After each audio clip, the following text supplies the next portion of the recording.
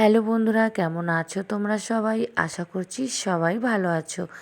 আজকের ভিডিওটা নিয়ে চলে আসলাম উল্টো রথের। 2-3 দিন দেরি হয়ে গেল ভিডিওটা দিতে।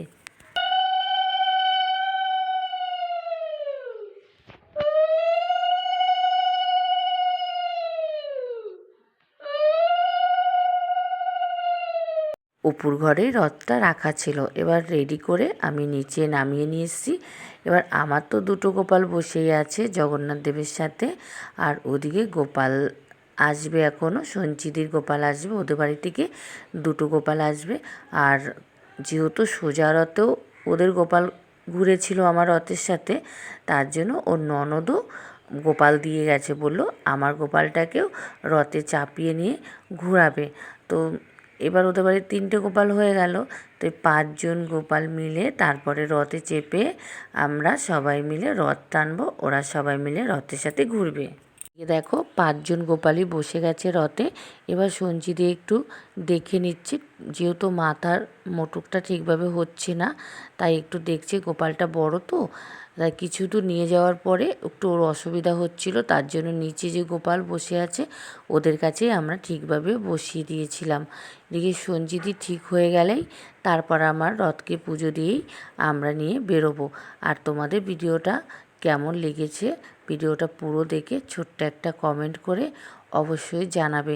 তোমাদের ছোট্ট একটা কমেন্টে আমার ভিডিও দিতে খুব ভালো লাগে।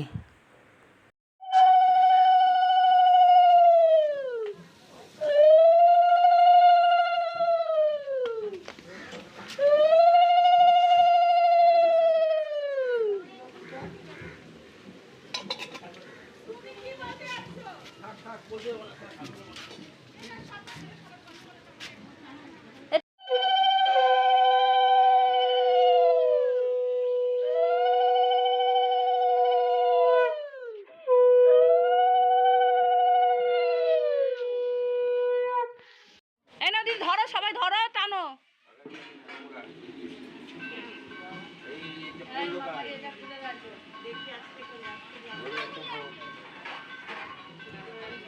ওটা সুতো দিয়ে বাঁধতে হয়, ওইভাবে দেয় না, রাস্তায় খুলে পড়ে যাবে।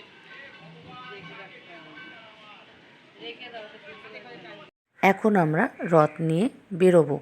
আজকে ঠাকুরের জন্য ভেবেছিলাম একটু ভোগ করব, কিন্তু বানাতে পারিনি, কারণ দেখতেই পাচ্ছ যে একদমই রথে জায়গা হবে না। তাই আজকে সঞ্চিদি আমাকে বলে দিয়েছিল আগেই যে ঝুমা আজকে আর তুমি ভোগ করবে না, সেটা অন্য দিন জগন্নাথকে দাও, আজকে আমি বানিয়ে দেবো। তার জন্য আমি আর বানাইনি। তো ভোগ নিয়ে আমার যা হাতে হাতে নিয়ে ঘুরেছে, আর জগন্নাথের সামনে শুধু একটু বাতাসা জলই দিয়েছি। আমি যেহেতু আজকে ভোগ দিতে পারিনি, তার জন্য অন্য একটা দিন দেখে আমিও জগন্নাথ দেবকে একটু ভোগ করে দেব ঘরে, আর গোপালদেরও সেদিনকার নিমন্ত্রণ করে আমাদের বাড়িতে আনবো। রথে তো টানাবি, টানা। ও ওদের অসুবিধা আছে, চলো।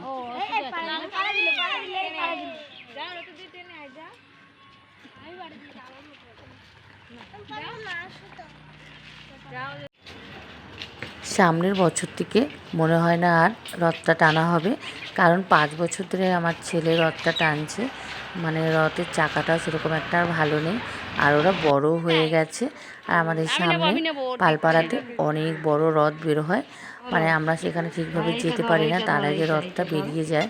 তো ইচ্ছে আছে সামনের বছর থেকে ছেলেদের নিয়ে ঘরে ঠাকুরকে পুজো দিয়ে তারপরে আমরা রথ টানতে বেরিয়ে যাব পালপাড়াতে। আর আজকের ভিডিওটা না আর বড় বানাতে পারলাম না। আর দেখো সবাই রাস্তা থেকে যাচ্ছে, রথের দড়ি ধরে টানছে, আর কি ভালো লাগছে দেখতে। চলো খুব তাড়াতাড়ি আবারও একটা সুন্দর একটা ছোট্ট ভিডিওতে দেখা হবে। তোমরা ভালো থাকো, সুস্থ থাকো, আর আশা করছি সবারই উল্টো রথটা খুব ভালোভাবে কেটেছে, আর আমাদেরও ভালোভাবে কেটেছে।